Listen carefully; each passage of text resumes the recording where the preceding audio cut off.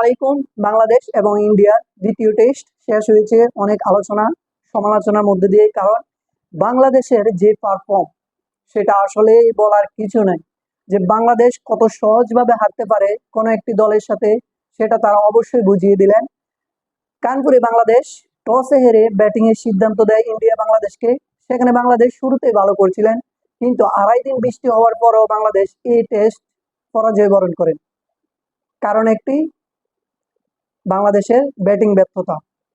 India যেভাবে তারা one day স্টাইলে ব্যাটিং করছিলেন, যেভাবে 50 তুলে নিচ্ছিলেন, যেভাবে ব্যাটিং করছিলেন, 16 ওভারে তারা 100 রান করছিলেন, সেই জায়গা থেকে বাংলাদেশ অনেক ধীর গতিতে খেলছিলেন। এই পিচে ধীর গতিতে যতই খেলবেন আপনার উইকেট ততই পড়বে। সেখানে বাংলাদেশের কমন সেন্সের অভাব ছিল।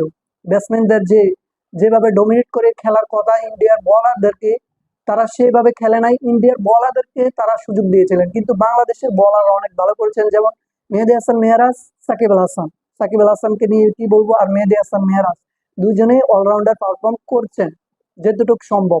সাকিব আল হাসান হয়তো ব্যাটিং ব্যর্থতায় ভুগছেন, কারণ তার মন মানসিকতা ভালো নেই, এই কারণে। কিন্তু এখন বাংলাদেশ দল কাকে দোষ দিবে?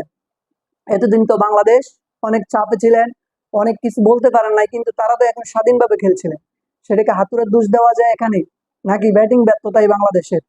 বাংলাদেশ যেভাবে টেস্ট হারলেন, এটা বিশ্বের কোন দেশ এভাবে আড়াই দিনে টেস্ট হারবে কিনা আল্লাহ জানে। এরকম একটা দেশ, যে এরকম একটা দল এত বছর টেস্ট খেলতে আছে, সে জায়গা থেকে বাংলাদেশ এভাবে হারবেন। পাকিস্তানের সাথে বাংলাদেশ দুর্দান্ত পারফর্ম করলেন, সেই জায়গা থেকে বাংলাদেশ বললেন যে আমরা ইন্ডিয়ার সাথে খুবই ভালো খেলবো।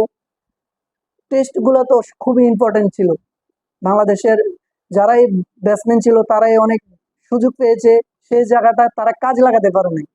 তারা ফ্রি যে পিচের মর্ম বোঝে নাই, সেই জায়গা থেকে বাংলাদেশের ব্যর্থতা শুরু।